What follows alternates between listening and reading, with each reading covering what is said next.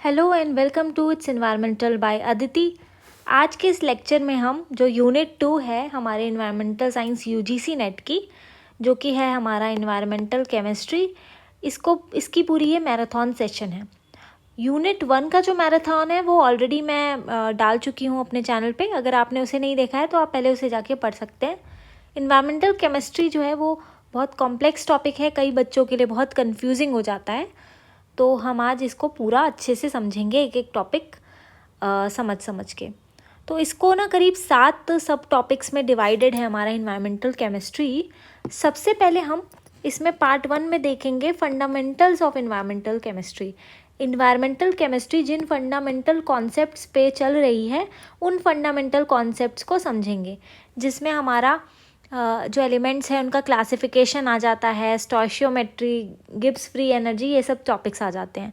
दूसरा जो हमारा पार्ट होगा वो होगा कंपोजिशन ऑफ एयर, और जो एयर केमिस्ट्री है वो हम पढ़ेंगे, एयर केमिस्ट्री पढ़ेंगे। तीसरा जो पार्ट होगा उसमें हम वाटर केमिस्ट्री पढ़ेंगे, जैसे कि हाइड्रोलॉजिकल साइकिल, वाटर क्यों यूनिवर्सल सॉल्वेंट है, DO, BOD, इन सब का कॉन्सेप्ट समझेंगे। चौथा जो है वो हमारा आ जाएगा सॉइल केमिस्ट्री। सॉइल केमिस्ट्री क्या होती है ये देखेंगे हम। उसके बाद हमारा जो टॉक्सिक केमिकल्स वाला जो कॉन्सेप्ट है वो समझेंगे। देन हमारा सबसे एंड में आ जाएगा एनालिटिकल मेथड्स जो होते हैं एनवायरमेंटल केमिस्ट्री के अंदर, वो सारी चीज़ें हम देखेंगे। टाइट्रेशन हो गया, क्रोमेटोग्राफी, स्पेक्ट्रोफोटोग्राफी, वो सब देखेंगे।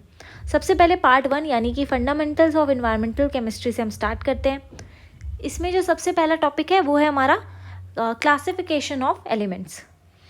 क्लासिफिकेशन ऑफ एलिमेंट्स के लिए मॉडर्न पीरियोडिक टेबल को देखेंगे। यहाँ पे मैंने पीरियोडिक टेबल का एक इमेज भी अटैच किया है। पहले हम इसकी बेसिक्स को जान लेते हैं।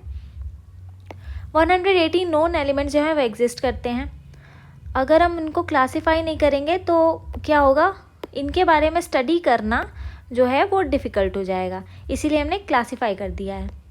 अब जो प्रॉपर्टी होती है किसी भी एलिमेंट की वो डिपेंड करती है उसके इलेक्ट्रॉनिक कन्फिग्रेशन, यानी कि इलेक्ट्रॉन्स किस तरीके से उसमें प्लेस्ड हैं, एटॉमिक नंबर क्या है उस एलिमेंट का, और पीरियोडिक ट्रेंड क्या है, ठीक है, और पीरियोडिक टेबल में वो कहाँ पर है वो एलिमेंट।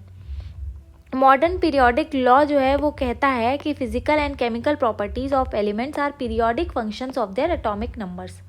एटॉमिक नंबर जो होता है ना, उसके ऊपर एक एलिमेंट की फिजिकल और केमिकल प्रॉपर्टी डिपेंड करती है।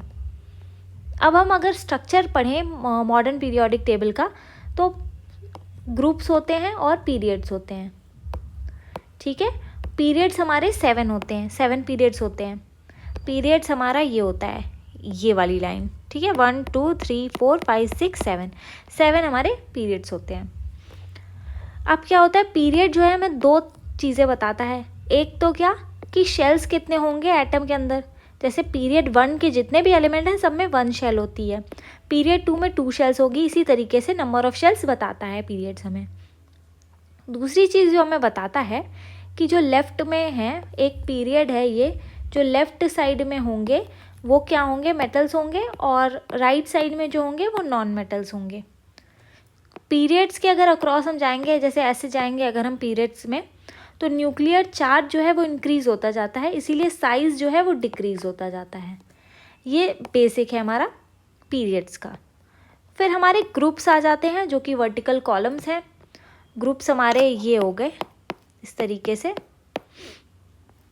इसको ग्रुप्स की बात करें तो 18 ग्रुप्स होते हैं टोटल, और ग्रुप नंबर जो है वो क्या बताता है, जैसे हमें पीरियड नंबर कुछ बता रहा था वैसे ही ग्रुप नंबर बताता है कि वैलेंस इलेक्ट्रॉन्स कितने हैं।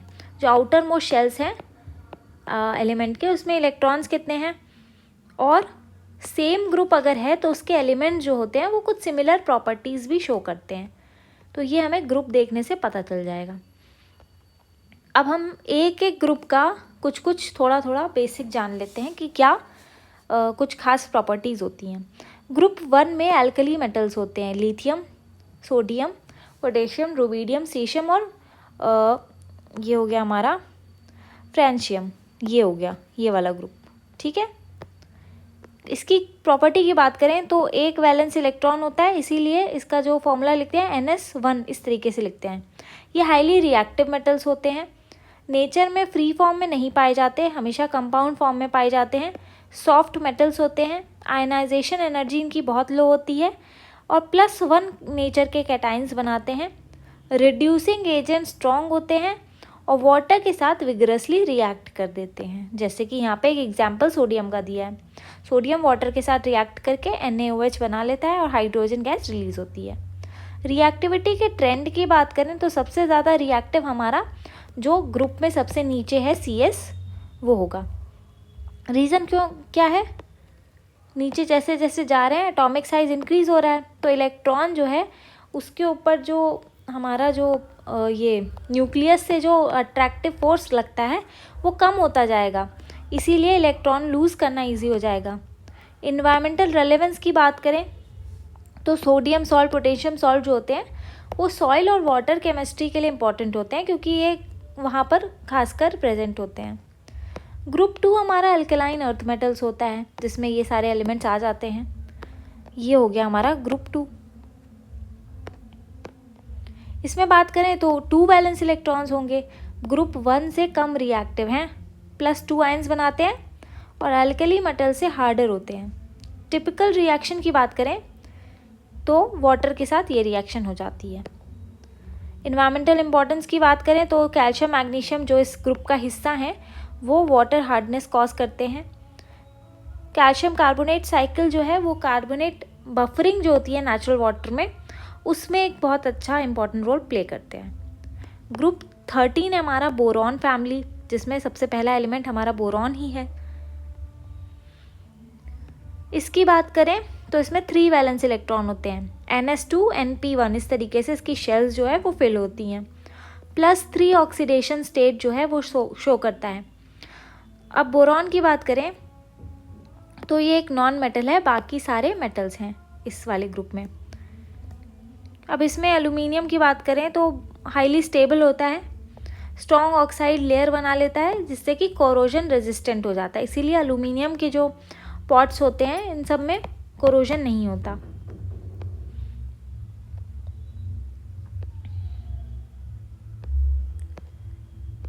उसके बाद ग्रुप 14 की बात करें तो कार्बन जो होता है नॉन मेटल होता है और सिलिकॉन ये सब G जो होता है वो मेटलॉइड होता है। टिन और लेड जो होता है वो मेटल्स होते हैं। प्रॉपर्टीज़ की बात करें तो टेट्रावेलेंट होता है, NS2 NP2 करके इनका ट्रेंड होता है। +2 और +4 ऑक्सीडेशन स्टेट्स शो करते हैं और कार्बन जो है बहुत इंपॉर्टेंट एलिमेंट है और बहुत सारे ऑर्गेनिक कंपाउंड जो हैं उसमें कार्बन होता है। इन्वायरमेंटल रेलेवेंस की बात करें बहुत ज़्यादा रेलेवेंट है क्योंकि कार्बन साइकिल हो गई, कार्बन डाइऑक्साइड एटमॉस्फेयर में है, सिलिकॉन जो है वो सॉइल में बहुत प्रेजेंट है। ग्रुप 15 की बात करें तो हमारी नाइट्रोजन फैमिली होती है, इसका जो होता है वो NS2 NP3 कन्फिग्रेशन शो करता है। -3 +3 और +5 ऑक्सीडेशन स्टेट्स इसमें होती हैं और जो हमारा नाइट्रोजन है वो इनर्ट होता है क्योंकि इसमें एक ट्रिपल बॉन्ड होता है, यानी ये जल्दी रिएक्ट नहीं करता। इन्वायरमेंटल रेलेवेंस की बात करें तो नाइट्रोजन साइकिल में नाइट्रेट्स की तरह यूट्रोफिकेशन में इम्पॉर्टेंट रोल प्ले करता है। ऑक्सीजन फैमिली की बात करें तो इसमें ग्रुप 16 में आता है हमारा ऑक्सीजन फैमिली। प्रॉपर्टीज़ इसकी होती है NS2 NP4। ऑक्सीडाइजिंग बिहेवियर बहुत ज़्यादा होता है और ऑक्सीजन का सल्फ़र से ज़्यादा होता है, इसी तरीके से ट्रेंड शो होता है। रेलेवेंस की बात करें तो ऑक्सीजन जो है वो एटमॉस्फेयर में होता है, सल्फ़र पोल्यूटेंट्स होते हैं, SO2 एसिड रेन कॉज करता है। ग्रुप 17 की बात करें तो हैलोजेंस होते हैं, FCl Br I और AT। इसका जो कन्फिग्रेशन होता है वो NS2 NP5 होता है। 7 वैलेंस इलेक्ट्रॉन्स होते हैं। नॉन मेटल की कैटेगरी में बहुत रिएक्टिव होता है, स्ट्रॉन्ग ऑक्सीडाइजिंग एजेंट्स होते हैं और मेटल्स के साथ जब ये रिएक्ट करते हैं तो ये सॉल्ट्स बनाते हैं। इन्वायरमेंटल रेलेवेंस की बात करें तो क्लोरीन एक डिसइंफेक्टेंट है, ओजोन डिप्लीशन में भी क्लोरीन रेडिकल्स का बहुत बड़ा रोल होता है। उसके बाद ग्रुप 18 की बात करें तो ग्रुप 18 में कुछ नोबल गैसेस होती हैं जैसे कि हीलियम, नियॉन, आर्गन, क्रिप्टन, जेनन और रेडॉन। इसका कन्फिग्रेशन होता है NS2 NP6, कंप्लीट ऑक्टेट होता है। मतलब 8 इलेक्ट्रॉन्स होते हैं सबसे आउटर मोस्ट शेल में, इसीलिए इनकी रिएक्टिविटी लो होती है, क्योंकि जब इलेक्ट्रॉन जो होते हैं जब पेयर में नहीं होते तभी तो रिएक्टिव होते हैं। यहाँ पे रिएक्टिविटी लो होती है। मोनो एटॉमिक गैसेस होते हैं, मतलब अकेले अकेले, मतलब इनको जो है He है तो He जो है वो गैस होती है, एक ही एटम काफ़ी होता है उसके लिए। इन्वायरमेंटल रेलेवेंस की बात करें तो ये सारी गैसेस जो हैं उसमें से आर्गन जो है वो एटमॉस्फेयर में पाया जाता है। रेडॉन जो है वो रेडियो एक्टिव इंडोर पॉल्यूटेंट है।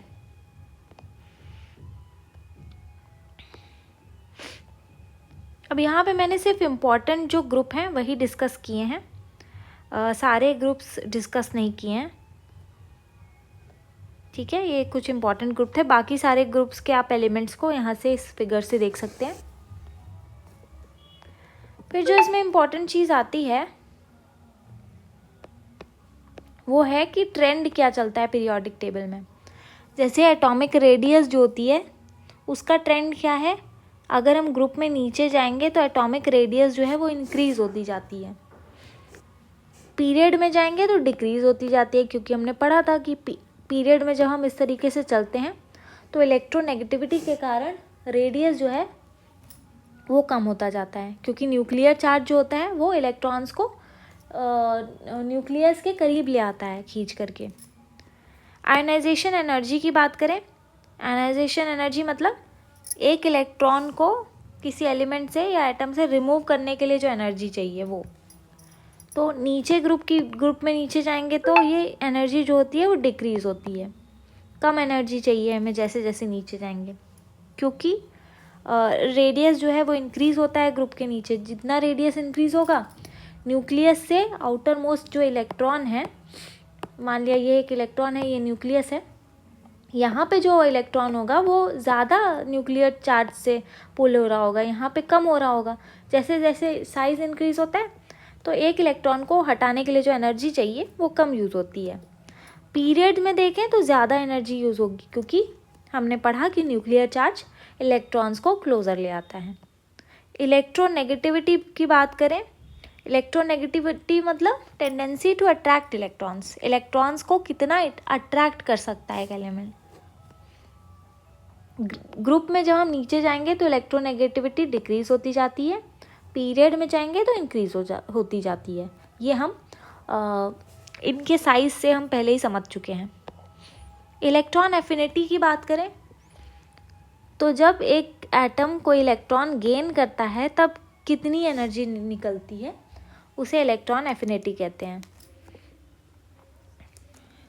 अगर हम पीरियड की बात करें तो पीरियड्स में इंक्रीज़ होती है जैसे जैसे हम इस तरफ जाएंगे। मेटालिक कैरेक्टर की बात करें तो ग्रुप में जब हम डाउनवर्ड जाएंगे तो मेटालिक कैरेक्टर इंक्रीज़ होता है, और पीरियड्स में इस तरीके से जाएंगे तो डिक्रीज़ होता जाता है। ऑक्सीडेशन स्टेट्स की बात करें तो मेटल्स जो होते हैं वो पॉजिटिव होते हैं, नॉन मेटल्स नेगेटिव होते हैं। फिर हम ब्लॉक्स की बात करते हैं पीरियोडिक टेबल के। पीरियोडिक टेबल को ग्रुप्स और पीरियड्स में तो डिवाइड किया ही गया है, साथ ही साथ ब्लॉक्स में भी डिवाइड किया गया है। जैसे एस ब्लॉक में जो है वो ग्रुप 1 और 2 आ जाता है, पी ब्लॉक में ग्रुप 13 से लेके 18, यानी कि यहाँ से लेके यहाँ तक ये क्या आ गया, पी ब्लॉक, ये आ गया हमारा एस ब्लॉक।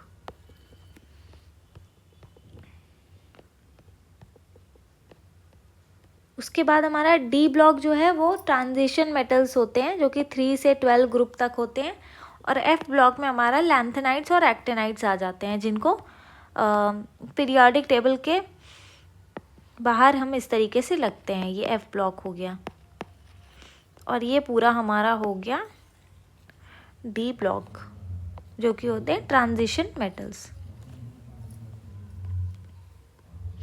इतनी बातें हमें याद रखनी है। अब इन्वायरमेंटली कुछ इम्पॉर्टेंट एलिमेंट्स होते हैं, जैसे कि कार्बन हो गया, कार्बन साइकिल और कार्बन डाइऑक्साइड के फॉर्म में होता है, मीथेन के फॉर्म में होता है, ग्रीन हाउस गैसेस का एक पार्ट होता है। नाइट्रोजन जो है वो नाइट्रोजन साइकिल में नाइट्रेट्स की तरह। ऑक्सीजन की बात करें तो ऑक्सीडेशन प्रोसेस और रेस्पायरेशन में यूज़फुल है। सल्फ़र की बात करें तो एसिड रेन के लिए ये कॉज करता है, और फॉस्फोरस यूट्रोफिकेशन के लिए। तो हमने सिर्फ जो हमारी पीरियोडिक टेबल थी उसका जो बेसिक जो था ना, जो सबसे इम्पॉर्टेंट पार्ट था, सिर्फ वही देखा है। अगर डिटेल में देखना है तो हमें इसका पूरा लेक्चर देखना होगा। नेक्स्ट टॉपिक हमारा है इसमें स्टोइशियोमेट्री। अब इसमें बहुत लोगों को कन्फ्यूजन होती है कि एग्जैक्टली ये क्या है। स्टोइशियोमेट्री जो होती है वो रिएक्टेंट और प्रोडक्ट के बीच में एक क्वांटिटेटिव रिलेशनशिप होता है। ये दो शब्दों से मिलके बना हुआ है। पहला है हमारा स्टोइशियन, जिसका मतलब होता है एलिमेंट, और मेट्रॉन यानी कि मेजर। अब स्टोइशियोमेट्री का मतलब जो होता है वो होता है केमिकल रिएक्शंस में रिएक्टेंट और प्रोडक्ट के बीच क्या न्यूमेरिकल रिलेशनशिप होगा। अगर सिंपल शब्दों में कहें तो किस रिएक्टेंट से कितना प्रोडक्ट बनेगा। ठीक है, कुछ रिएक्टेंट्स हमने लिए हैं R1 R2, इससे कितना प्रोडक्ट बनेगा, इसका मेजर ही जो है वो स्टोइशियोमेट्री में देखा जाता है। कितना सब्सटेंस रिएक्ट करेगा कितने अनदर सब्सटेंस के साथ, और कितना प्रोडक्ट बनेगा। एग्जाम्पल जैसे कि इक्वेशन देख लें, हाइड्रोजन और ऑक्सीजन मिलके हमें वाटर मॉलिक्यूल बनाते हैं। इसका मतलब क्या है, ये पूरी बैलेंस की हमने इक्वेशन। तो 2 मोल जो है हाइड्रोजन के रिएक्ट करते हैं 1 मोल ऑफ ऑक्सीजन से to produce 2 moles of water. ये इंपॉर्टेंट हो गया। अब कुछ टर्म्स हैं इंपॉर्टेंट स्टोइशियोमेट्री में जो पता होने चाहिए, जैसे कि मोल। मोल क्या होता है? मोल एक काउंटिंग की यूनिट है, और एक मोल में मानते हैं हम कि 6.022 इंटू 10⁻23 पार्टिकल्स होते हैं, जिसको हम एवोगैड्रोस नंबर भी कहते हैं। मोल को हमें क्यों लेना पड़ा काउंटिंग मेथड की तरह से? क्योंकि अगर हम केमिकली देखें तो जो अमाउंट्स होती है वो बहुत स्मॉल होती है, और एटम्स को, हर एक इंडिविजुअल एटम को अलग अलग काउंट करना इजी नहीं है, इसीलिए हम मोल्स में इसको काउंट करते हैं। उसके बाद हमारा इसमें एक टर्म आ जाता है मोलर मास का। मोलर मास हमें बताता है कि 1 मोल किसी सब्सटेंस का अगर हम लेंगे तो उसका मास कितना होगा। कैलकुलेट कैसे करते हैं? जितने भी एटम्स किसी मॉलिक्यूल में हैं, जैसे कि मान लिया H2O है, तो इसमें 2 मॉलिक्यूल हैं H के, 1 मॉलिक्यूल है ऑक्सीजन का। इसका हम क्या करेंगे, एटॉमिक मास जो है उसको ऐड कर देंगे। हाइड्रोजन का 1 होता है एटॉमिक मास, तो 2 हाइड्रोजन का क्या होगा 2, और ऑक्सीजन का क्या होता है 16, तो इसका रहेगा 16 ही। तो वाटर का कितना हो जाएगा हमारा मोलर मास, ये हो जाएगा हमारा 18। इस तरीके से, जैसे कि कार्बन का भी यहाँ पे दिया हुआ है कि कार्बन का 12 होता है एटॉमिक मास, ऑक्सीजन का 16, सोडियम का 23, क्लोरीन का 35.5। इसी तरीके से हम मोलर मास कैलकुलेट कर लेते हैं। स्टोइशियोमेट्रिक कोफिशिएंट्स क्या होते हैं? कोई बैलेंस्ड इक्वेशन है, जैसे मान लिया ये ले लिया हमने वाटर वाली इक्वेशन ही, इसमें जो नंबर्स लिखे होते हैं ना, जैसे कि H2 के पहले क्या लिखा है 2, O2 के पहले कुछ नहीं लिखा है यानी कि 1, और यहाँ पे भी 2, तो ये 2 1 2 ये जो नंबर्स हैं इनको हम कहते हैं स्टोइशियोमेट्रिक कोफिशिएंट, और ये मोलर रेशियो शो करते हैं। कैसे? 2:1 क्या दे रहा है हमें 2, 2:1:2। ठीक है, मतलब 2 हम जब लेंगे रेशियो में, अगर हम लें तो 2 हाइड्रोजन 1 ऑक्सीजन 2 वाटर, इस तरीके से हमें मिल जाएगा। स्टोइशियोमेट्रिक रेशियो की बात करें तो एक बैलेंस्ड रिएक्शन के लिए हमें रिएक्टेंट और प्रोडक्ट की जो मोल रेशियो होती है वो होती है हमारी स्टोइशियोमेट्रिक रेशियो। जैसे कि हेबर प्रोसेस जिससे अमोनिया बनता है उसमें N2 + 3H2 2NH3 ये होती है। तो यहाँ पे स्टोइशियोमेट्रिक रेशियो क्या हो जाएगा, N2:H2:NH3 यानी 1:3:2। यही जो स्टोइशियोमेट्रिक कोफिशिएंट निकाले थे ना, उसी तरीके से हमने रेशियो निकाल लिया। इसमें एक और कॉन्सेप्ट है लिमिटिंग रिएजेंट का। अब हमने 2 रिएक्टेंट लिए हैं, मान लिया H2 लिया है, O2 लिया है। अब इसमें H2 जो होगा O2 प्लस करें अगर हम वही वाटर वाली इक्वेशन से ही समझते हैं, ये हमारी एक इक्वेशन है, ठीक है। 2H2 plus O2 is equal to 2H2O, ये बन गया। अब इसमें हाइड्रोजन कितना है, 2 मोल है, और ऑक्सीजन कितना है, 1 मोल है। रेशियो में देखें तो 2:1 हो गया, ठीक है। ये हमें रेशियो चाहिए बनने के लिए 2 मोल्स ऑफ वाटर। अब मान लिया हमारे पास 5 मोल हैं H2 के, और ऑक्सीजन के कितने हैं, 2 मोल हैं। अब इस केस में क्या होगा, हमें चाहिए तो इतना ना, 2:1 चाहिए, और अवेलेबल कितना है रेशियो, अगर हम इसको और सिंप्लीफाई करें तो 2.5:1। यहाँ पे क्या है, ऑक्सीजन जो है वो उसका रेशियो कम आ रहा है, 1 आ रहा है ना, तो ये पहले ख़त्म हो जाएगा। तो जो पहले ख़त्म हो जाएगा वो क्या होगा, लिमिटिंग रिएजेंट हो जाएगा, क्योंकि एक रिएक्टेंट ख़त्म हो गया था, अब इसके आगे तो रिएक्शन चलेगी ही नहीं, भले ही दूसरा रिएक्टेंट कितना भी हो। इसीलिए यहाँ पे O2 जो है वो लिमिटिंग रिएजेंट हो गया। एक्सेस रिएजेंट क्या हो गया, वो रिएक्टेंट जो कि बच गया है हमारा। अब कुछ स्टोइचियोमेट्रिक रिलेशनशिप के टाइप्स होते हैं, जैसे कि मास मास रिलेशनशिप होता है, मास वॉल्यूम रिलेशनशिप होता है, वॉल्यूम वॉल्यूम रिलेशनशिप होता है, मोल मोल रिलेशनशिप होता है। मास मास रिलेशनशिप में क्या होता है, रिएक्टेंट के मास से हम प्रोडक्ट का मास कैलकुलेट करते हैं। जैसे एक एग्जांपल है कि 100 ग्राम्स कैल्शियम कार्बोनेट से कितना कैल्शियम ऑक्साइड बनेगा। इक्वेशन हम पहले बैलेंस्ड करके लिख लेंगे, उसके बाद मोलर मासेस कैलकुलेट कर लेंगे इनके एटॉमिक मासेस से। तो कैल्शियम कार्बोनेट का जो मोलर मास आएगा 100 ग्राम आएगा, और कैल्शियम ऑक्साइड का 56 ग्राम, यानी कि 100 ग्राम कैल्शियम कार्बोनेट से हमें 56 ग्राम कैल्शियम ऑक्साइड मिल रहा है। मास वॉल्यूम रिलेशनशिप की बात करें, ये तब यूज़ होता है जब प्रोडक्ट या रिएक्टेंट जो होती हैं वो गैसेस होती हैं। 1 मोल जो गैस होती है उसको अगर हम स्टैंडर्ड टेम्परेचर और प्रेशर पे देखें तो 22.4 लीटर हम लेके चलते हैं उसका वॉल्यूम। अब इसमें क्वेश्चन इस तरीके से आता है कि O2 का लीटर्स में हमें बताना है कितना प्रोड्यूस हुआ जब 5 ग्राम हमने ये कंपाउंड यूज़ किया। वैसे वॉल्यूम वॉल्यूम रिलेशनशिप भी होता है, इसमें हम गे-लुसेक्स लॉ जो होता है गैसेस रिलेशन का, उसमें हम ये चीज़ें देखते हैं। जैसे कि अमोनिया का जो फॉर्मेशन है, इसमें नाइट्रोजन जो है 1 वॉल्यूम में यूज़ किया तो 3 वॉल्यूम हमें H2 लगे 2 वॉल्यूम NH3 बनाने के लिए। तो इस तरीके से मतलब इसका जो रिलेशनशिप है देखने का तरीका, उसको हम कैसे मेजर कर रहे हैं उस तरीके से अलग अलग हो गया। मोल मोल जो रिलेशनशिप है वो सबसे ज़्यादा कॉमन है कि कितने मोल रिएक्टेंट से बने, कितने मोल प्रोडक्ट बने। उसके बाद स्टोइचियोमेट्री की अगर इन्वायरमेंटल केमिस्ट्री में बात करें तो एयर पोल्यूशन की कैलकुलेशंस करते हैं, उसमें बहुत काम आती है। वाटर केमिस्ट्री में हम एल्कलिनिटी, हार्डनेस, डिज़ोल्व ऑक्सीजन, ये सब भी मोल बेस्ड रिलेशनशिप पे काम करते हैं। जो हमारी न्यूट्रलाइजेशन रिएक्शंस होती हैं वो भी इस पे काम करती हैं। कार्बोनेट सिस्टम कैलकुलेशंस जो होती हैं। उसके बाद हमारा नेक्स्ट टॉपिक जो आ गया वो हो गया गिब्स एनर्जी, जिसको हम गिब्स फ्री एनर्जी भी कहते हैं। अब गिब्स एनर्जी का मतलब क्या होता है?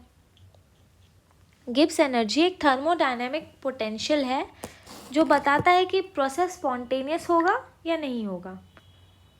ठीक है, गिब्स एनर्जी को अगर हम सिंपल भाषा में कहें तो ये वो एनर्जी है जो कि हमें अवेलेबल है कोई भी यूज़फुल वर्क करने के लिए।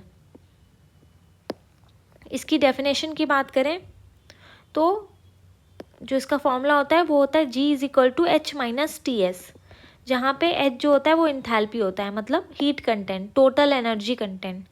T क्या होता है? टेम्परेचर होता है केल्विन में, और S जो होती है वो एंट्रोपी होती है, यानी रैंडमनेस, यानी कि जो एनर्जी हमारी लॉस्ट हो गई वो T और S से हम शो कर रहे हैं। और H क्या है? Total energy. तो टोटल एनर्जी में से जितनी एनर्जी लॉस हो गई वो तो हो ही गई, उसके बाद जो बची वो होती है गिब्स फ्री एनर्जी, जो हमें अवेलेबल होती है कोई यूज़फुल वर्क करने के लिए। ठीक है। तो मेनली एक थर्मोडायनामिक प्रोसेस है गिब्स एनर्जी, जो बताता है कि कोई प्रोसेस या रिएक्शन अपने आप होगा या नहीं। स्पॉन्टेनिटी का मतलब यही होता है। अब हमें गिब्स एनर्जी की क्यों ज़रूरत है? क्योंकि जो नेचुरल प्रोसेस हैं वो स्पॉन्टेनियस तब होते हैं, ठीक है, खुद से होते हैं तब जब सिस्टम एनर्जी लूज़ करे, यानी जब H जो है वो कम हो जाए या तो डिसऑर्डर बढ़े, S इंक्रीज़ हो जाए, ठीक है। और G जो होता है वो याद रखना है नेगेटिव होता है ना, तब जो प्रोसेस है वो स्पॉन्टेनियस होती है। तो ये नेगेटिव कब होगी? जब H ज़्यादा होगा, सॉरी H कम होगा या तो फिर S ज़्यादा होगा। तो ये दोनों चीज़ें या ये दोनों कंडीशंस हमें चाहिए जब हमें स्पॉन्टेनियस रिएक्शंस चाहिए। लेकिन हमेशा तो ये पॉसिबल नहीं है कि H डिक्रीज़ हो और S इंक्रीज़ हो। इसीलिए हाँ, हम इस कन्फ्यूजन को दूर करेंगे गिब्स फ्री एनर्जी से।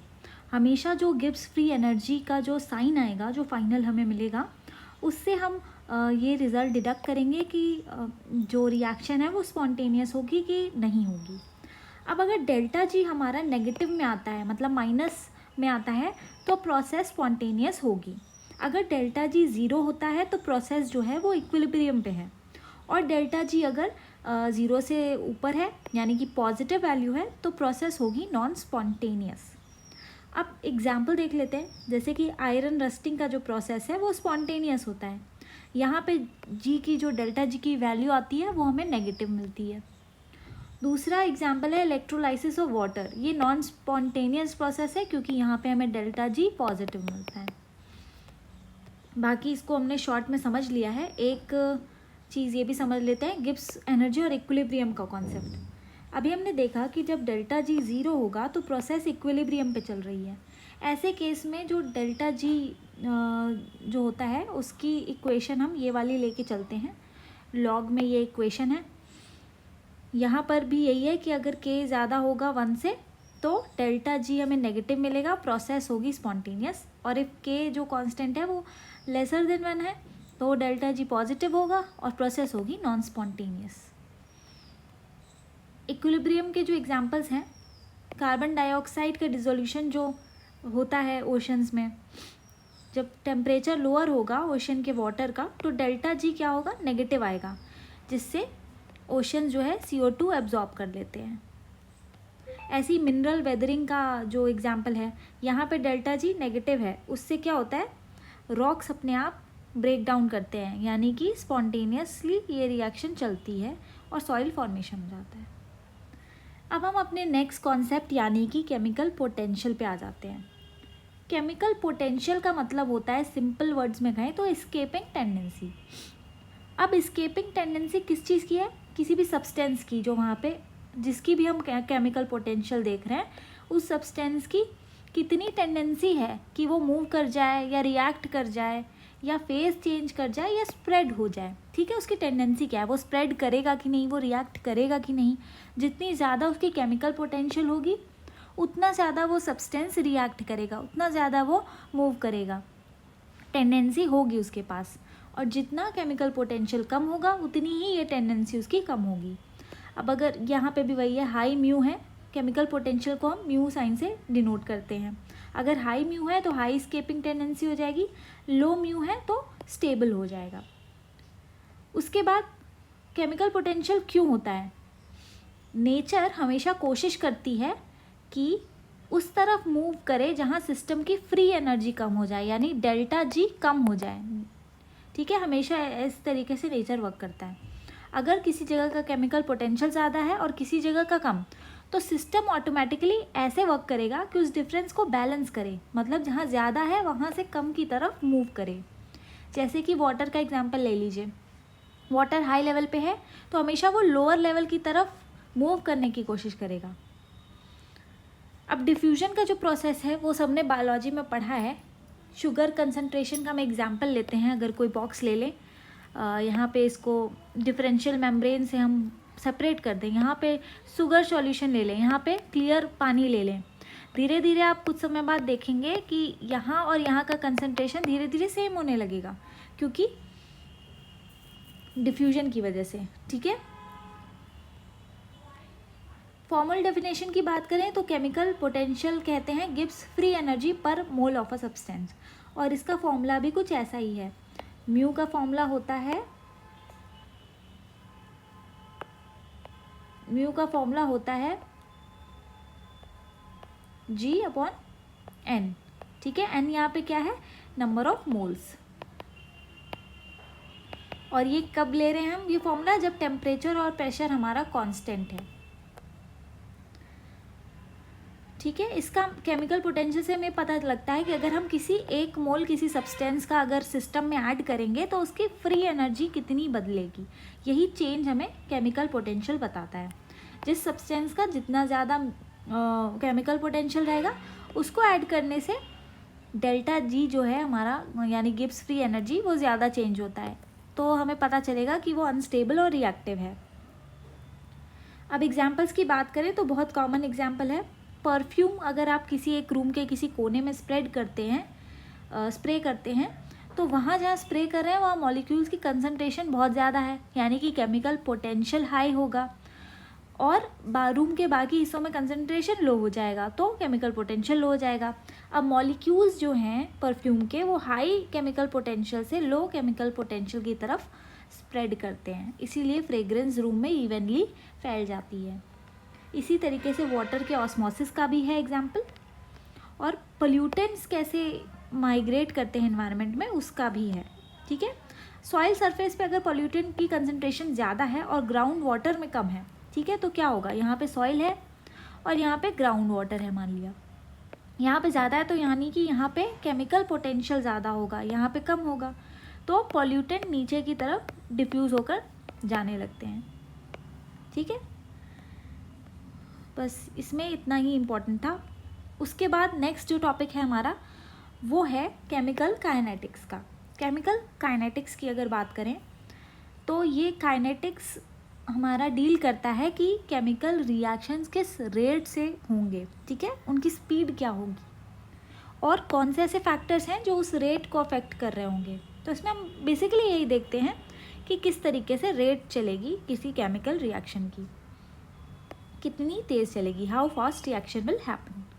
जैसे कि आयरन की रस्टिंग का अगर हम एग्जांपल देखें तो थर्मोडायनामिकली ये प्रोसेस स्पॉन्टेनियस है, ठीक है, डेल्टा जी नेगेटिव है, स्पॉन्टेनियस रिएक्शन है, हो रही है, लेकिन ये बहुत स्लो हो रही है क्योंकि यहाँ पे काइनेटिक्स जो है इस प्रोसेस की वो स्लो है।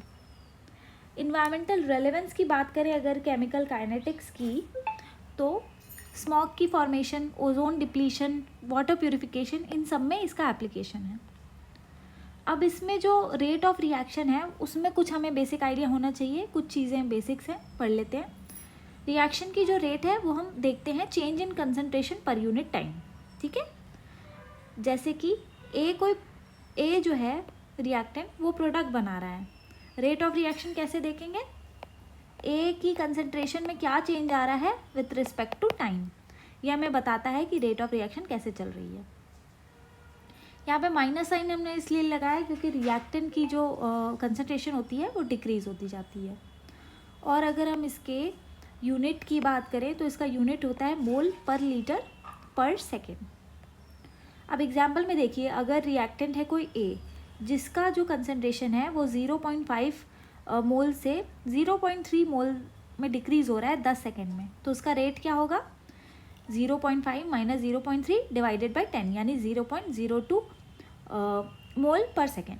ये हो गया एग्जाम्पल। अब रेट लॉ की बात करें कि एक कॉमन रेट एक्सप्रेशन क्या है जिससे हम किसी भी इक्वेशन की रेट निकाल सकते हैं, उसका फॉर्मूला हमारा ये होता है कि एक कांस्टेंट है, रेट कांस्टेंट, ए जो है, ए और बी क्या है, रिएक्टेंट्स की कंसंट्रेशन है, और एम और एन जो है रिएक्शन के ऑर्डर्स हैं। ऑर्डर्स भी अभी हम देखेंगे। ऑर्डर्स जो होते हैं वो एक्सपेरिमेंटली जो होते हैं वो ऑब्टेन होते हैं। अगर एग्जाम्पल में अगर रेट इस तरीके से लिखा हुआ है तो ए के ऊपर 2 है, यानी कि 2 जो ए जो है वो सेकेंड ऑर्डर रिएक्शन में वर्क कर रहा है और B first order, overall order इस रिएक्शन का 3 हो जाएगा। रेट कांस्टेंट यानी कि के की बात करें तो ये एक प्रोपोर्शनैलिटी फैक्टर होता है जो कि कई सारे फैक्टर्स पे डिपेंड करता है, जैसे कि टेम्परेचर, एक्टिवेशन एनर्जी, कैटलिस्ट और रिएक्टेंट्स का नेचर। ये जो है रेट कांस्टेंट, ये पॉइंट इम्पॉर्टेंट है कि ये does not depend on concentration पे डिपेंड नहीं करता। यूनिट जो है इसकी वो डिपेंड करेगी कि रिएक्शन किस ऑर्डर की है। अगर ज़ीरो ऑर्डर रिएक्शन है तो यूनिट हो जाएगा मोल पर सेकेंड, फर्स्ट ऑर्डर रिएक्शन है तो यूनिट हो जाएगा पर सेकेंड, और सेकेंड ऑर्डर रिएक्शन है तो हमारा यूनिट हो जाएगा पर मोल पर सेकेंड। तो ये हमें याद रखना है, ये आता है एग्जाम में।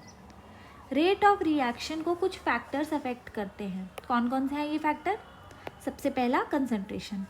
कंसंट्रेशन सिंपली जितनी ज़्यादा कंसंट्रेशन होगी उतना ज़्यादा कोलाइड करेंगे आपस में मॉलिक्यूल्स और उतनी ही ज़्यादा हमारी रिएक्शन की रेट होगी। जैसे कि अगर पोल्यूटेंट कंसंट्रेशन बहुत ज़्यादा है तो क्या होगा, और भी ज़्यादा आपस में कोलाइड करेंगे पोल्यूटेंट्स, और भी ज़्यादा पोल्यूटेंट्स बनाएंगे। जैसे पहले प्राइमरी पोल्यूटेंट्स हैं, कोलाइड कर करके आपस में रिएक्ट करके सेकेंडरी पोल्यूटेंट्स बनाएंगे। इस तरीके से रेट हाई होता चलता है। दूसरा हमारा फैक्टर है टेम्परेचर। टेम्परेचर जो है जैसे हम बढ़ाएंगे रिएक्शन रेट जो होती है हम ज़्यादातर जो होती है वो इंक्रीज़ ही होती है। जनरल रूल क्या कहता है, अगर हम 10 डिग्री सेल्सियस से टेम्परेचर बढ़ाते हैं तो रेट 2 से 3 गुना ज़्यादा फास्ट हो जाती है। अब एक आरएनएस इक्वेशन है जो हमें केमिकल काइनेटिक्स में हेल्प करती है। इसका फॉर्मूला होता है के हमारा रेट कांस्टेंट है, उसको हम इस फॉर्मूले से डिनोट करते हैं ए और ऊपर हमारा आ जाएगा EA/RT। EA जो होती है हमारी एक्टिवेशन एनर्जी होती है, ठीक है। R होता है हमारा गैस कांस्टेंट, T होता है टेम्परेचर और A एक फ्रीक्वेंसी फैक्टर होता है, प्री एक्सपोनेंशियल फैक्टर भी कहते हैं इसको, और E जो होता है वो यूलर्स नंबर होता है जो लॉगरिथमिक बेस होता है वो। अब अगर हम log K और 1/T यानी टेम्परेचर का अगर हम प्लॉट करेंगे, इसको ग्राफिकली शो करेंगे तो हमें एक स्ट्रेट लाइन मिलती है। इतना हमें बस याद रखना है। और कैसे टेम्परेचर हमारा रेट कांस्टेंट से डिपेंड करता है वो भी हमें इस इक्वेशन से देखने को मिलता है। कैटलिस्ट की बात करें तो कैटलिस्ट क्या करता है, ये जो हमारी एक्टिवेशन एनर्जी है ना इसको लो कर देता है, और जब एक्टिवेशन एनर्जी लो होगी तो K हमारा इंक्रीज़ होगा, तो इसीलिए कैटलिस्ट जो होता है वो रेट ऑफ रिएक्शन को इंक्रीज़ कर देता है। सरफेस एरिया जितना ज़्यादा होगा उतना ज़्यादा मॉलिक्यूल्स को कोलाइड करने के लिए भी जगह मिलेगी और रिएक्शन रेट फास्टर हो जाएगा। ऑर्डर ऑफ रिएक्शन की बात करें तो कुछ चीज़ें याद रखनी है। ऑर्डर क्या होता है, sum of powers of concentration in a rate law. Rate law में जिसमें ऑर्डर्स को हम एक्सपेरिमेंटली डिटरमाइन कर रहे हैं, उसमें जो रिएक्टेंट्स के ऊपर ये जो पावर लगी रहती है इसको हम ऑर्डर कहते हैं। ज़ीरो ऑर्डर रिएक्शन है ऐसी रिएक्शन जिसका रेट रिएक्टेंट की कंसंट्रेशन पर डिपेंड ही नहीं करता है, यानी कि A यहाँ पे 0, ठीक है। इसकी कंसंट्रेशन जितनी भी हो रेट जो है इस पर डिपेंड नहीं करेगी, रेट कांस्टेंट रहेगी। रेट क्या हो जाएगी =K, ऑर्डर 0 हो जाएगा। ज़ीरो ऑर्डर रिएक्शन कब कब होता है, इसकी कंडीशंस क्या है, जब सिस्टम सैचुरेट हो जाए, रिएक्टेंट हो तो बहुत लेकिन रिएक्शन चलाने के लिए जो हमें साइट चाहिए, जो कंडीशंस चाहिए, एंजाइम कैटलिस्ट या ऐसी चीज़ें जो भी चाहिए वो लिमिटेड हैं, या फिर इन कैटलिस्ट या एंजाइम्स के ऊपर जो साइट्स हैं वो फुल हो जाएं, ठीक है। जितने साइट्स थे वो रिएक्टेंट ऑलरेडी उस पर ऑक्यूपाई कर चुके हैं और ज़्यादा स्पेस नहीं है, तब भी रेट कांस्टेंट हो जाता है। अब एग्जाम्पल में रियल लाइफ एग्जाम्पल एक मैंने इंक्लूड किया है कि अगर आप फ़ोटोकॉपी करवाने जाएं तो भले ही आप 10 पेज लेके जाएं चाहे 1000, वो एक बार में एक ही पेज को कर सकता है, तो रेट जो है वो सेम है, ठीक है। मान लिया उसको एक पेज फ़ोटोकॉपी करने में 30 सेकेंड लग रहे हैं, तो आप चाहे जितना भी ज़्यादा पेज लेकर जाओ एक पेज 30 सेकेंड में ही होगा। यहाँ पे मशीन जो है वो कैटलिस्ट है लेकिन उसके सारे जो साइट्स हैं वो ऑक्यूपाइड हैं और पेजेस जो है वो रिएक्टेंट हो गए। तो वैसे ही यहाँ एग्जांपल दिया था कि अगर कैटलिस्ट की भी जो साइट्स हैं जहाँ पे रिएक्शन हो सकता है वो साइट्स अगर ऑलरेडी ऑक्यूपाइड हैं तो आपके पास चाहे जितने भी कंसंट्रेशन हो रिएक्टेंट की रेट उतना ही रहेगा। ये हमारा ज़ीरो ऑर्डर रिएक्शन है। इसका ये फॉर्मूला है हाफ लाइफ का फॉर्मूला याद रखना है। टी हाफ लाइफ क्या होती है? ए की concentration divided by 2K। Examples बहुत इंपॉर्टेंट हैं इसके, ये याद रखिएगा। ज़ीरो ऑर्डर रिएक्शन कौन कौन सी होती है? एक तो फोटोकेमिकल रिएक्शंस, दूसरा डिकम्पोजिशन ऑन मेटल सरफेसेस।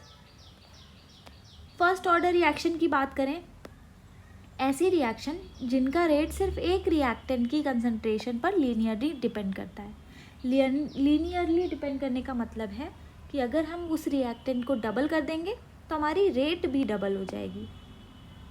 अगर रिएक्टेंट 3 गुना है तो रेट भी 3 गुना हो जाएगी। इस तरीके से इसका फॉर्मूला हमारा रेट का ये होता है, और हाफ लाइफ का फॉर्मूला ये होता है हमारा। और ये हमें याद रखना है, बहुत ज़्यादा इंपॉर्टेंट है कि फर्स्ट ऑर्डर में जो हाफ लाइफ होती है वो कांस्टेंट होती है। ठीक है, कंसंट्रेशन चाहे जो भी हो, हाफ लाइफ हमें सेम ही मिलने वाली है। इसके एग्जांपल्स की बात करें तो रेडियो एक्टिव डिके हो गया, ओजोन डिकम्पोजिशन हो गया, और बायोडिग्रेडेशन जो प्रोसेसेस होते हैं एनवायरनमेंट में, वो सारे हमारे फर्स्ट ऑर्डर के होते हैं। नेक्स्ट है हमारा second order reaction. Second order reaction दो तरह से होता है। पहले में क्या होता है, पहले की जो इक्वेशन है वो ये है। अब यहाँ पे क्या होता है, जो रिएक्शन की रेट होती है वो ए मान लिया कोई रिएक्टेंट है, उसके कंसंट्रेशन के स्क्वायर पे डिपेंड करेगा। मतलब अगर ए डबल है तो रेट हमारा 4 गुना हो जाएगा, अगर ए 3 गुना है तो रेट हमारा 9 गुना हो जाएगा। ठीक है, स्क्वायर पे डिपेंड करेगा। केस 2 क्या है, KAB, यानी ये दो रिएक्टेंट मिलकर रिएक्शन की स्पीड डिसाइड करते हैं। यहाँ सिर्फ एक रिएक्टेंट की बात नहीं हो रही है, दो रिएक्टेंट की बात हो रही है, और दोनों की ऑर्डर मिला देंगे तो ये हमें मिल जाएगा सेकेंड ऑर्डर रिएक्शन। उसके बाद फर्स्ट ऑर्डर की में हमने क्या देखा था कि कंसंट्रेशन हाफ लाइफ को मतलब अफेक्ट नहीं करी, लेकिन यहाँ पे हाफ लाइफ कंसंट्रेशन पे डिपेंड करती है। अगर हमें रिएक्टेंट का कंसंट्रेशन ज़्यादा है तो हाफ लाइफ कम हो जाएगी। ठीक है, इन्वर्स रिलेशन है। और अगर रिएक्टेंट की कंसंट्रेशन कम है तो हाफ लाइफ ज़्यादा हो जाएगी। इसके एग्जाम्पल की बात करें तो NO2 का जो डाइमराइजेशन होता है वो इसका एग्जाम्पल है। रेट इक्वेशंस की बात करें तो ये इतनी इम्पॉर्टेंट है नहीं, डिराइव नहीं करेंगे हम। इसमें एक तो थ्योरीज आ जाती हैं, वो देख लेते हैं। कोलिजन थ्योरी, ये थ्योरी ये कहती है कि मॉलिक्यूल्स जो होते हैं जब आपस में कोलाइड करते हैं तब वो रिएक्ट करते हैं। ठीक है, लो कंसंट्रेशन है तो जाहिर सी बात है फ्यू कोलिजन्स होंगे, हाई कंसंट्रेशन है तो मोर कोलिजन होंगे। लेकिन हर एक कोलिजन जो है वो प्रोडक्ट नहीं बनाता। ठीक है, ज़रूरी नहीं है कि हर एक कोलिजन आपका प्रोडक्ट बना ही दे। सिर्फ वही कोलिजन सक्सेसफुल होते हैं जिसका ओरिएंटेशन करेक्ट होता है, मतलब सही डायरेक्शन में दोनों मॉलिक्यूल्स आपस में टकरा रहे हैं, और जो एनर्जी जो होती है वो एक्टिवेशन एनर्जी से ज़्यादा हो। ठीक है, तभी तो मतलब ये चीज़ें होंगी, तभी तो रिएक्शन होगा। तो रेट इस केस में इंक्रीज़ कब होता है, जब टेम्परेचर इंक्रीज़ करें, कंसंट्रेशन इंक्रीज़ कर दें, या फिर मॉलिक्यूल की ओरिएंटेशन फेवरेबल। नेक्स्ट हमारा ट्रांजिशन स्टेट थ्योरी है, या एक्टिवेटेड कॉम्प्लेक्स थ्योरी भी कहते हैं इसको। ये थ्योरी हमें ये कहती है कि रिएक्टेंट जो है वो प्रोडक्ट बनने से पहले एक हाई एनर्जी एक्टिवेटेड कॉम्प्लेक्स बनाते हैं। उस हाई एनर्जी एक्टिवेटेड कॉम्प्लेक्स को हम ट्रांजिशन स्टेट भी कहते हैं। इस स्टेट तक पहुंचने के लिए कुछ एनर्जी चाहिए रहती है जिसको एक्टिवेशन एनर्जी कहते हैं। और ये जो एक्टिवेटेड कॉम्प्लेक्स होता है, यहाँ पे मैक्सिमम पोटेंशियल एनर्जी होती है। यहाँ पे जो रिएक्शन का रेट है वो इस एनर्जी बैरियर यानी कि एक्टिवेशन एनर्जी पे डिपेंड करेगा कि इसकी हाइट कितनी है, कितनी एनर्जी रिक्वायरमेंट चाहिए। अगर एक्टिवेशन एनर्जी कम होगी, मान लिया इसमें से सिर्फ इतनी होती है एक्टिवेशन एनर्जी, तो हमें सिर्फ इतनी एनर्जी चाहिए थी रिएक्टेंट को प्रोडक्ट बनाने के लिए। इसीलिए जितना कम होगा हमारा एक्टिवेशन एनर्जी, रेट उतनी ही फास्टर होगी। अब जो कैटलिस्ट होते हैं वो क्या करते हैं, इसी एक्टिवेशन एनर्जी को कम कर देते हैं जिससे कि रेट इंक्रीज़ हो जाता है।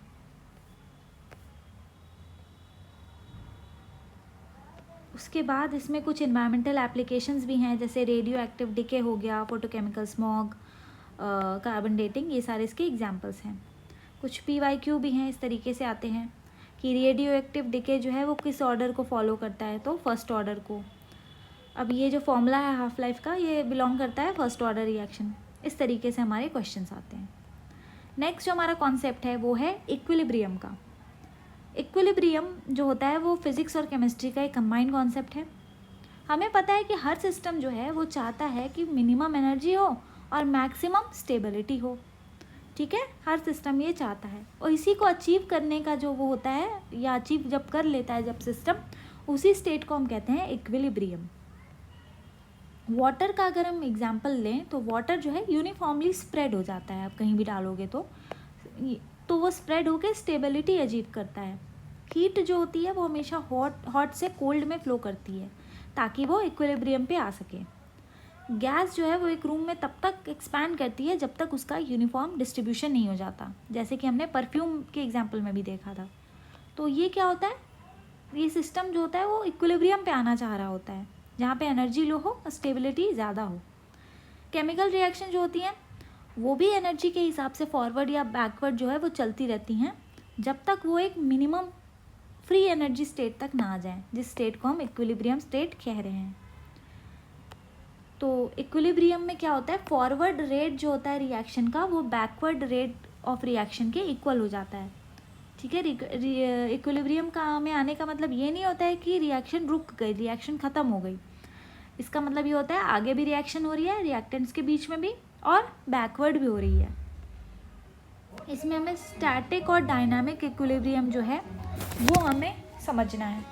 स्टैटिक इक्विलिब्रियम का मतलब होता है कि ऐसी अवस्था, ऐसी स्टेट जहाँ पे सब कुछ रुक गया, प्रोसेस रुक ही गई। जैसे कि बुक एक टेबल पे रखी हुई है, तो वो रखी हुई है, कोई और रिएक्शन नहीं हो रहा, तो इसको हम कहेंगे स्टैटिक इक्विलिब्रियम। वहीं जो डायनामिक इक्विलिब्रियम होता है वहाँ चेंजेस हो तो रहे होते हैं लेकिन आपस में एक दूसरे को कैंसिल कर देते हैं। जैसे कि इवेपोरेशन होगा अगर, तो साथ ही साथ कंडेंसेशन भी हो रहा है, डिसोल्यूशन हो रहा है तो क्रिस्टलाइजेशन भी हो रहा है। तो फॉरवर्ड रिएक्शन और रिवर्स रिएक्शन एक दूसरे को इक्वलाइज कर देते हैं। जो केमिकल इक्विलिब्रियम की अगर हम बात करें तो हमेशा ये डायनामिक इक्विलिब्रियम होता है। अब यहाँ पे इक्विलिब्रियम कांस्टेंट जो है K, इसका बहुत ज़्यादा डेरिवेशन देखने की ज़रूरत नहीं है। रेट ऑफ रिएक्शन जो यहाँ पे होती है K इंटू कंसनट्रेशन टर्म, ये इसका होता है। बट सिंपल सा अगर हम इक्विलिब्रियम कांस्टेंट की बात करें तो उसका फॉर्मूला ये होता है, यहाँ पे प्रोडक्ट की जो कंसनट्रेशन है डिवाइडेड बाय रिएक्टेंट्स की कंसनट्रेशन है। इससे हमें सिंपली मिल जाता है हमारा इक्विलिब्रियम कांस्टेंट। अब अगर K की वैल्यू हमें 1 से बहुत ज़्यादा मिल रही है तो इसका मतलब है कि फॉरवर्ड रेट कांस्टेंट बहुत ज़्यादा है बैकवर्ड रेट कांस्टेंट से, यानी कि प्रोडक्ट्स बहुत ज़्यादा मिल रहे हैं, ठीक है। एग्जाम्पल है इसके strong acid dissociation, combustion reaction और प्रेसिपिटेशन रिएक्शन। अगर हमारा K 1 से बहुत कम है यानी कि बैकवर्ड रिएक्शन डोमिनेट कर रहा है, मतलब रिएक्टेंट्स जो हो रहे हैं वो अनरिएक्टेड रह जा रहे हैं मोस्टली, ठीक है, क्योंकि रिएक्टेंट वापस से बन जा रहे हैं। केस 3 है जब K जो है वो इक्वल टू 1 हो जाता है, तो हम ये कह सकते हैं कि दोनों ही साइड में, रिएक्टेंट और प्रोडक्ट साइड में, हमारा कंसंट्रेशन लगभग सेम है, रिएक्शन जो है वो सेम रेट से चल रही है। अब टेम्परेचर कैसे रेट कांस्टेंट को अफेक्ट करती है,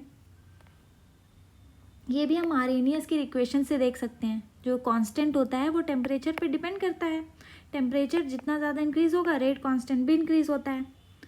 लेकिन फॉरवर्ड और बैकवर्ड इक्वली इंक्रीज़ नहीं होते, ठीक है, इसीलिए रेशियो चेंज हो जाता है और K भी चेंज हो जाता है। उसके बाद हमें इसमें बाकी सारी चीज़ें इतनी इम्पोर्टेंट नहीं हैं अभी के लिए।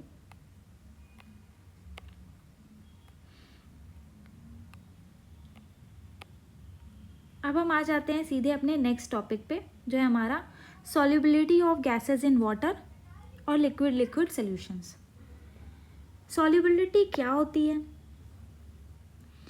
एक कोई भी गिवन टेम्परेचर या प्रेशर है उस पर कितनी ज़्यादा गैस जो है वो वाटर में डिज़ोल्व हो सकती है, मैक्सिमम अमाउंट जो होता है वो डिज़ोल्व हो सकता है, उसको हम सॉल्युबिलिटी कहते हैं। गैसेस क्यों डिज़ोल्व होती हैं वाटर में? डिफ्यूजन के प्रोसेस से होती हैं, कोलाइड करके होती हैं, या वाटर मॉलिक्यूल के साथ इंटरैक्ट करके होती हैं, जिसमें मोस्टली वैन डर वाल्स या केमिकल रिएक्शन, ये सारे फोर्सेस इन्वॉल्व होते हैं। गैस मॉलिक्यूल्स क्या करती हैं? सरफेस पे स्ट्राइक करती हैं और लिक्विड के अंदर जो है एंटर कर जाती हैं, इस तरीके से भी डिज़ोल्व होती हैं। कुछ जो होती हैं इस्केप कर जाती हैं और वापस से गैस फेज में आ जाती हैं। इस तरीके से एक इक्विलिब्रियम स्टैब्लिश हो जाता है। और जब इक्विलिब्रियम ये रीच कर जाता है, जब जितनी एयर में है गैस उतनी ही डिज़ोल्व हो जाती है, तब एक इक्विलिब्रियम रीच हो जाता है। यहाँ पे हमारा हेनरी लॉ इम्पॉर्टेंट है। कांस्टेंट टेम्परेचर पे हम ये देखते हैं, जो C होता है, कंसंट्रेशन होता है किसी डिज़ोल्व गैस का, वो इक्वल टू होता है Henry constant into partial pressure of that gas above water. ये हेनरी लॉ हमारा ये कहता है। इसी से हम डिसोल्यूशन ऑफ गैस निकालते हैं कि कितनी हो रही है।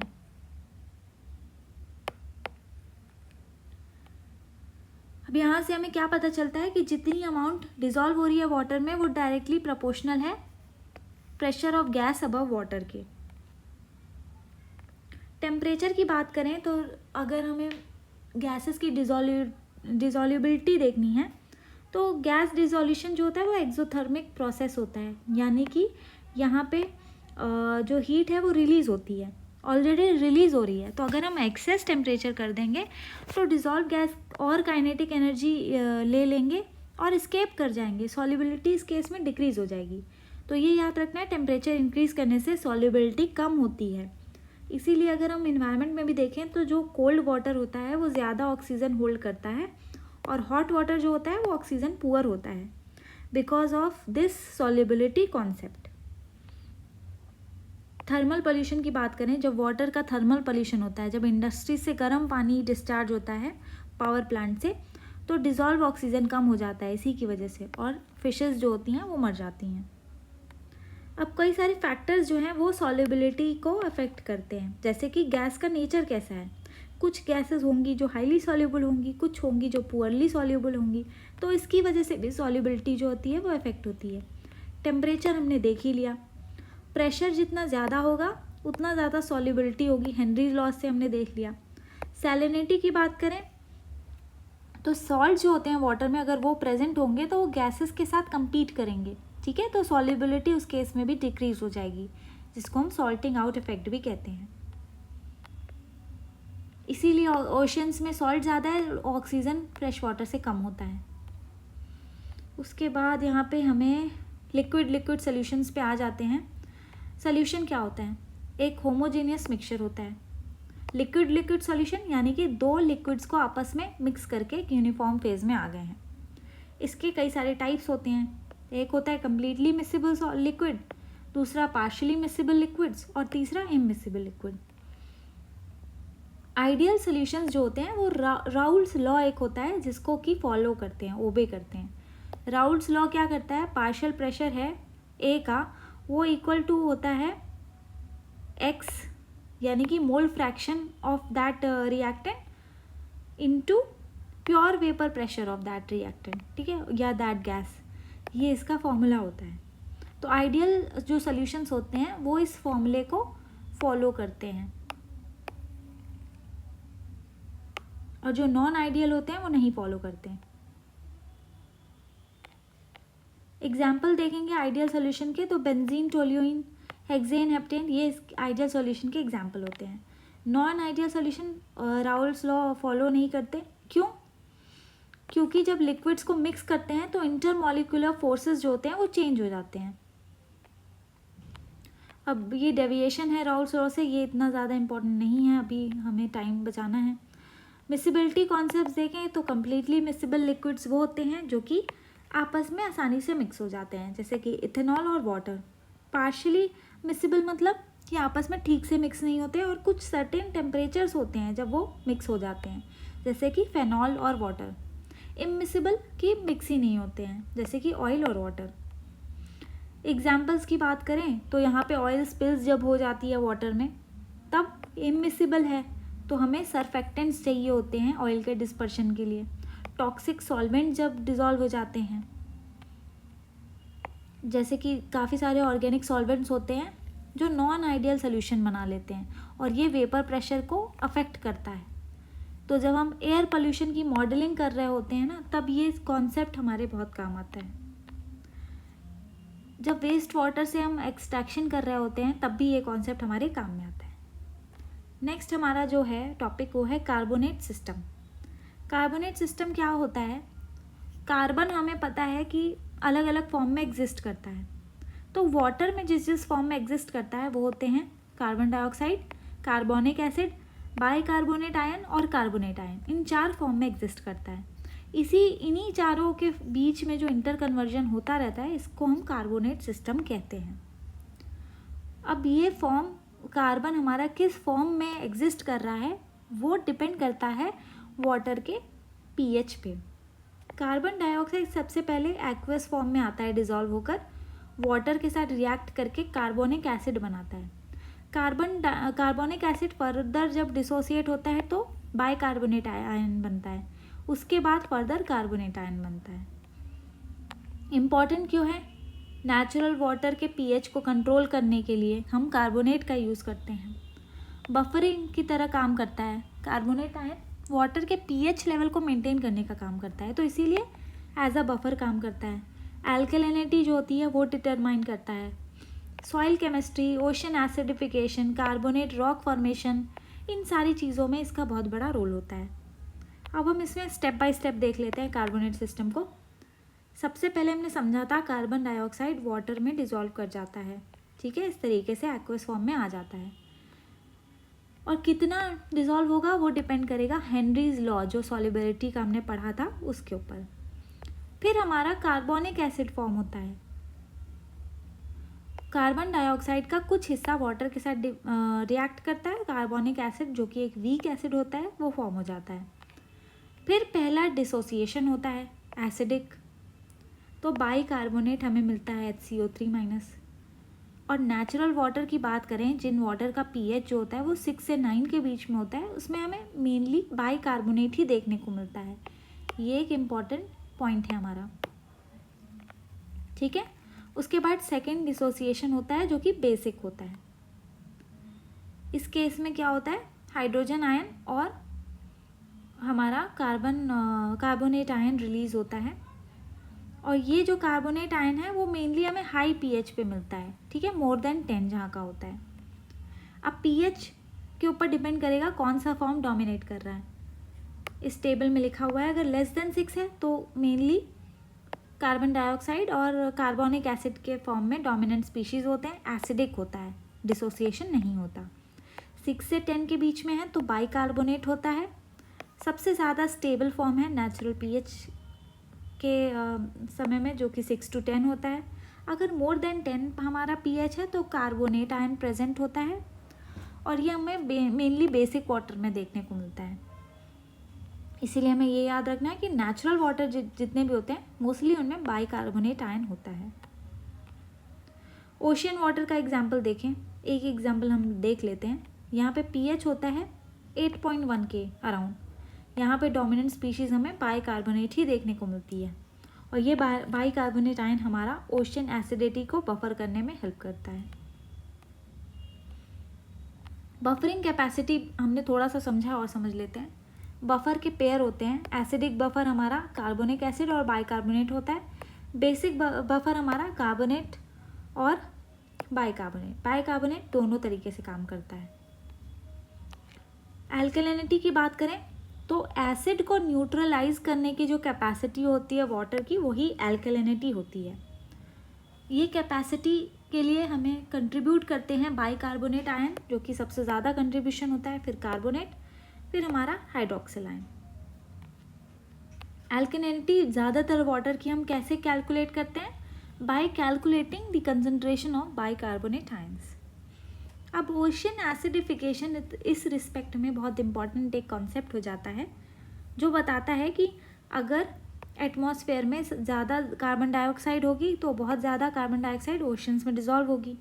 ओशंस में डिज़ोल्व होगी तो पहले कार्बोनिक एसिड बनाएगी और अल्टीमेटली जब और डिसोसिएट होती रहेगी तो हाइड्रोजन आयन बनाएगी, जिससे कि क्या होगा, पीएच लेवल कम होता जाएगा, यानी कि वाटर एसिडिक होता गया। ज़्यादा H+ आयन्स क्या करते हैं, एसिडिक हमने पढ़ा था जब सिस्टम होता है तो क्या होता है, एसिडिक होगा तो डिसोसिएशन नहीं होता है, ठीक है। तो इस केस में क्या होता है, डिसोसिएशन रिवर्स होने लगता है। कार्बोनेट जो ऑलरेडी प्रेजेंट था, जो कि अल्कलाइन इन्वायरमेंट में होता है, वो डिसोसिएट होकर बाइकार्बोनेट बनने लगता है। और कार्बोनेट आयन एक इम्पॉर्टेंट कंपोनेंट है मराइन ऑर्गेनिजम्स के शेल्स को फॉर्म करने के लिए। शेल्स इनकी कैल्शियम कार्बोनेट से बनी रहती हैं। अब कार्बोनेट क्या हो गया, अल्कलाइन इन्वायरमेंट में होता है, लेकिन अब जब एसिडिक इन्वायरमेंट बन रहा है तो ज़्यादा से ज़्यादा बाइकार्बोनेट बनेंगे। कार्बोनेट की कमी हो गई, अब इन ऑर्गेनिजम्स के पास कार्बोनेट की कमी है अपनी शेल्स को फॉर्म करने के लिए, ठीक है। तो ओशियन एसिडिफिकेशन का ये एक नेगेटिव इम्पैक्ट पड़ता है। यहाँ पर भी ये चीज़ वही सेम टेबल ही है, दूसरे फॉर्म में प्रेजेंट किया गया है। नेक्स्ट हमारा जो टॉपिक है वो आ जाता है हमारा हाइड्रोकार्बन्स का। हाइड्रोकार्बन्स सबको बेसिक पता है कि ऑर्गेनिक कंपाउंड्स होते हैं जो कि सिर्फ कार्बन और हाइड्रोजन से बने होते हैं। एग्जाम्पल्स में मीथेन हो गया, इथेन हो गया, इथीन हो गया, बेंजीन हो गया। इसमें हमें सैचुरेटेड हाइड्रोकार्बन और अनसैचुरेटेड हाइड्रोकार्बन पढ़ने हैं। क्यों इम्पॉर्टेंट है इन्वायरमेंटल साइंस में, क्योंकि पेट्रोलियम, नेचुरल गैस, एलपीजी इन सब का एक मेजर कंपोनेंट होता है। एयर पोल्यूटेंट भी फॉर्म करते हैं ये, जैसे कि वॉलेटाइल ऑर्गेनिक कंपाउंड्स। फोटोकेमिकल जो स्मॉग होती है उसके फॉर्मेशन में हाइड्रोकार्बन्स होते हैं। मीथेन जो होती है वो पोटेंट ग्रीन हाउस गैस होती है, ठीक है। कंबशन एनर्जी, ये सब कॉन्सेप्ट समझने के लिए भी हाइड्रोकार्बन का कॉन्सेप्ट इंपॉर्टेंट है। क्लासिफिकेशन की बात करें तो इसके 2 टाइप्स होते हैं। एक होता है एलिफैटिक, ठीक है, जो कि लॉन्ग चेन्स या ब्रांच चेन्स होते हैं। इसी में हमारा सैचुरेटेड भी आ जाएगा और अनसैचुरेटेड भी। सैचुरेटेड हाइड्रोकार्बन्स, इनको हम एल्केन्स भी कहते हैं। इसमें सिर्फ सिंगल बॉन्ड होता है CC और CH के बीच में। जनरल फॉर्मूला उसका होता है CnH2n+2। इसी फॉर्मूले पे सारे हमारे कंपाउंड्स होंगे, जैसे कि मीथेन हो गया, इथेन हो गया, प्रोपेन हो गया, ब्यूटेन हो गया। इन्वायरमेंटल इम्पैक्ट क्या होता है हमारा सैचुरेटेड हाइड्रोकार्बन का, इनको हम बर्न करेंगे तो कार्बन डाइऑक्साइड प्रोड्यूस होता है जो कि ग्रीन हाउस इफेक्ट कॉज करता है। इनकम्प्लीट कंबशन होगा तो कार्बन मोनोऑक्साइड फॉर्म होगा जो कि टॉक्सिक होता है। अनसैचुरेटेड हाइड्रोकार्बन की बात करें तो इनमें डबल या ट्रिपल बॉन्ड होता है, इसीलिए ये रिएक्टिव भी ज़्यादा होते हैं। पहला इसमें एल्कीन्स होता है, जिनको हम ओलेफिन्स भी कहते हैं। एल्कीन्स में डबल बॉन्ड होता है, इनका फॉर्मूला होता है CnH2n। एग्जाम्पल्स होते हैं इथीन और प्रोपीन। इन्वायरमेंट में ये पॉलीमर का फॉर्मेशन करते हैं और फोटोकेमिकल स्मॉग में पार्टिसिपेट करते हैं।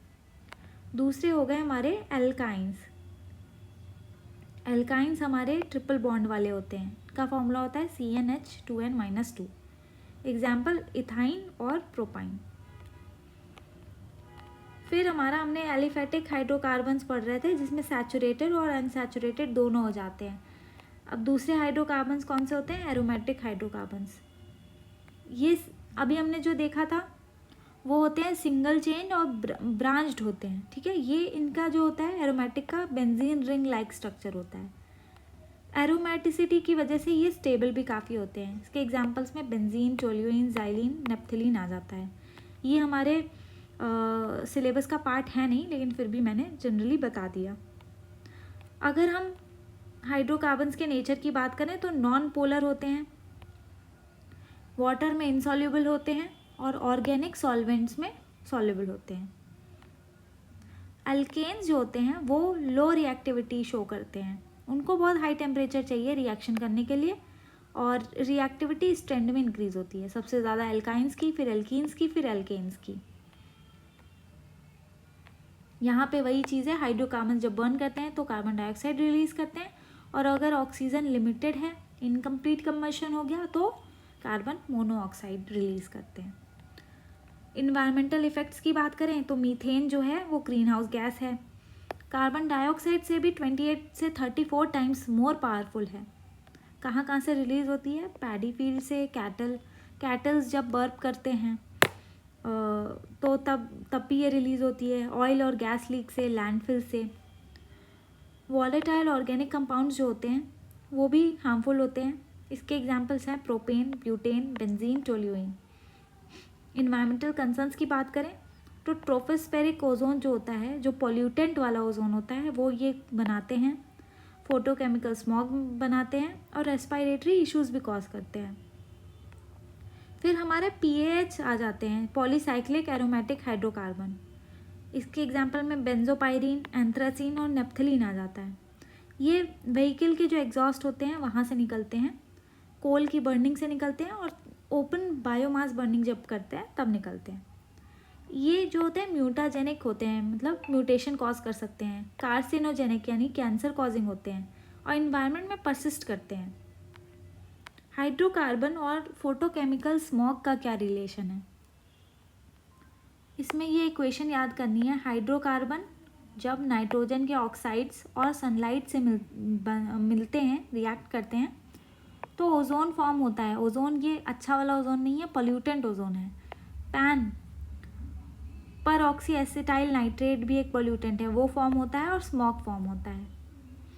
एल्कीन्स जो होते हैं वो सबसे ज़्यादा प्राइमरी कंट्रीब्यूटर्स होते हैं क्योंकि इनकी रिएक्टिविटी बहुत हाई रहती है।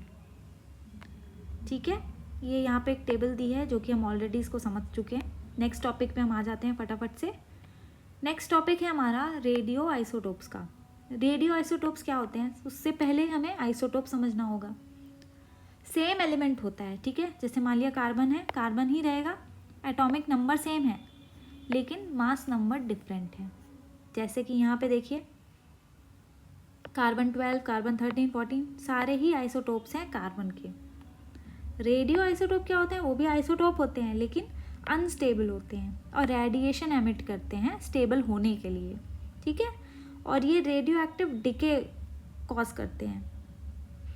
अब क्यों ये रेडियो एक्टिव बन जाते हैं? कुछ न्यूक्लियस जो होते हैं वो बहुत अनस्टेबल होते हैं क्योंकि उनके पास न्यूट्रॉन्स और प्रोटॉन्स बहुत ज़्यादा होते हैं। तो न्यूक्लियस जो है वो कोशिश करता है कि वो स्टेबल हो जाए और स्टेबल होने के लिए वो कुछ पार्टिकल्स या एनर्जी एमिट करता है, इसीलिए ये रेडियो एक्टिव डिके हो जाता है इस वजह से। अब कौन कौन से टाइप की रेडिएशन एमिट करता है? अल्फ़ा पार्टिकल्स, बीटा पार्टिकल्स और गामा पार्टिकल्स। अल्फ़ा पार्टिकल ऐसे जो 2 प्रोटॉन और 2 न्यूट्रॉन वाले जो न्यूक्लियाई होते हैं, इनका पॉजिटिव चार्ज होता है, पेनिट्रेशन लो होता है, हाई आयनाइजेशन होता है। इनको हम आसानी से इन रेडिएशन को पेपर या स्किन भी रोक लेता है हमारा अल्फ़ा पार्टिकल को। Beta particle high speed electrons होते हैं जिसको हम बीटा माइनस या पॉजिट्रॉन बीटा प्लस से शो करते हैं। पेनिट्रेशन इनका मॉडरेट रहता है और इनको एल्यूमिनियम शीट से हम रोक सकते हैं।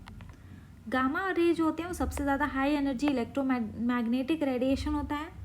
ना मास होता है इसका, ना चार्ज होता है, सबसे ज़्यादा पेनिट्रेट करते हैं और थिक लेड जो होता है उससे ये स्टॉप कर सकते हैं।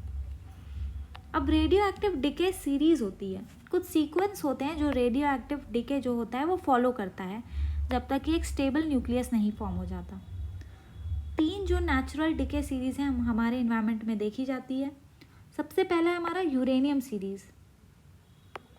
यूरेनियम सीरीज़ जिसको 4n+2 सीरीज़ भी कहते हैं। स्टार्ट होती है ये यूरेनियम 238 से और एंड होती है लेड 206 जो कि स्टेबल होता है। इंटरमीडिएट्स, इससे इस तक पहुंचने के लिए कई सारे इंटरमीडिएट्स फॉर्म होते हैं जिसमें से कि एक थोरियम 234 भी है। फिर उसके बाद हमारा रेडियम 226 है और रेडॉन 222 है। रेडॉन जो है वो मेजर इंडोर पोल्यूटेंट है जो कि लंग कैंसर भी कॉज करता है, ये याद रखना है। तो इसमें हमें याद क्या रखना है? यूरेनियम सीरीज़ में स्टार्ट किससे होता है? U238, एंड किससे होता है? लेड 206 और इंटरमीडियरीज याद रखने हैं। ऐसा पूछा जाता है कि थोरियम 234 किसका इंटरमीडियरी है, ठीक है। रेडियम 226 किसका इंटरमीडियरी है, रेडॉन 222 किसका इंटरमीडियरी है, तो आंसर होगा यूरेनियम सीरीज़ का। फिर हमारी आती है एक्टिनियम सीरीज़ जिसको 4n+3 सीरीज़ कहते हैं। स्टार्ट होती है U235 से, एंड होती है लेड 207 से। ये इन्वायरमेंट में थोड़ी कम पाई जाती है, इसलिए उतनी इम्पोर्टेंट भी नहीं है। थोरियम सीरीज़ को 4n सीरीज़ कहते हैं। स्टार्ट होती है थोरियम 232 से, एंड होती है लेड 208 से। जैसे एग्जाम्पल के तौर पे क्वेश्चन आया था, रेडॉन 222 बिलोंग करता है किस सीरीज़ से, तो ये होता है यूरेनियम सीरीज़। कौन सा आइसोटोप लेड 206 प्रोड्यूस करता है, तो यूरेनियम 238। कुछ आइसोटोप, रेडियो आइसोटोप ऐसे भी होते हैं जो मैनमेड होते हैं। वो तब क्रिएट होते हैं जब हम स्टेबल न्यूक्लियाई को न्यूट्रॉन्स या प्रोटॉन से बॉम्बार्ड करते हैं। न्यूक्लियर रिएक्टर में कोई ऐसी रिएक्शन हो गई, पार्टिकल एक्सेलरेटर से या मेडिकल साइक्लोट्रॉन से हम ऐसे रेडियो एक्टिव आइसोटोप्स हम बना सकते हैं। एग्जाम्पल्स जैसे कि C14 है, ये कार्बन डेटिंग में यूज़ होता है। आयोडीन 131 है, ये थायराइड की ट्रीटमेंट में यूज़ होता है और थायराइड ग्लैंड की इमेजिंग करने में भी हेल्प करता है। फॉस्फोरस 32 हो गया हमारा, ये प्लांट न्यूट्रिएंट्स में की स्टडीज़ में ट्रेसर का काम करता है। वैसे हमारा टेक्नेटियम हो गया 99, ये कुछ मैन मेड हो गए हमारे। कोबाल्ट 60 भी हो गया, जो कि रेडियोथेरेपी और फूड इरेडिएशन जो प्रोसेस होता है जिससे हम माइक्रोब्स को किल करते हैं, उसमें काम आता है। हाफ लाइफ की बात करें तो हाफ लाइफ वो टाइम होता है जिससे कि रेडियो एक्टिव जो एटम है उसका हाफ जो है वो डिके हो जाए। हाफ लाइफ जो होती है यूरेनियम 238 की सबसे ज़्यादा होती है 4.5 बिलियन ईयर्स, C14 की 5730 ईयर्स। वैसे ही आयोडीन 131 की 8 डेज होती है। फॉर्मूला इसका ये होता है हाफ लाइफ का। रेडियो आइसोटोप्स को इन्वायरमेंटल ट्रेसर्स की तरह यूज़ किया जाता है ग्राउंड वाटर की मूवमेंट स्टडी के लिए, पॉल्यूटेंट्स के पाथवेज के लिए, सेडिमेंटेशन रेट्स को स्टडी करने के लिए और न्यूट्रिएंट साइक्लिंग के लिए। जो कॉमन ट्रेसर्स यूज़ होते हैं वो होते हैं ट्राइटियम, C14, S35 और P32। Health effect, external exposure अगर हुआ है तो गामा रेज जो होती हैं वो टिश्यूज़ पेनिट्रेट कर जाती हैं, DNA डैमेज होता है, उससे कैंसर रिस्क होता है। अगर इंटरनल एक्सपोजर हुआ है तो वो ज़्यादा डेंजरस है। अगर इनहेल और इंजेस्ट कर लिया तो आयोडीन को किया है तो वो थायराइड में एक्यूमुलेट हो जाएगा, स्ट्रॉन्शियम 19 बोन्स में एक्यूमुलेट हो जाता है, सीशियम 137 मसल्स में एक्यूमुलेट हो जाता है। इकोलॉजिकल इम्पैक्ट की बात करें तो बायो एक्यूमुलेशन, बायो मैग्निफिकेशन और लॉन्ग टर्म कंटामिनेशन हो जाता है, जैसे कि चेरनोबिल जो हुआ था हमारा, फुकुशिमा जो डिज़ास्टर हुआ था, इन सब से कंटामिनेशन बहुत लंबे समय तक बना रहता है। ठीक है, ये न्यूक्लियर एक्सीडेंट्स हैं। डिस्पोजल कैसे करते हैं, लो लेवल अगर वेस्ट है तो कंक्रीट के वोल्ट्स बनाते हैं और उसमें बरी कर देते हैं। हाई लेवल है तो डीप जियोलॉजिकल रिपोजिटरीज बना के उसमें स्पेंट फ्यूल रॉड्स होते हैं उसमें रख देते हैं। डाइल्यूशन और डिस्पर्शन कर लेते हैं, लेकिन आज के समय में इसको प्रेफर नहीं किया जाता, और विट्रिफिकेशन होता है। ठीक है, ये सारे हमारे हो गए रेडियो आइसोटोप्स।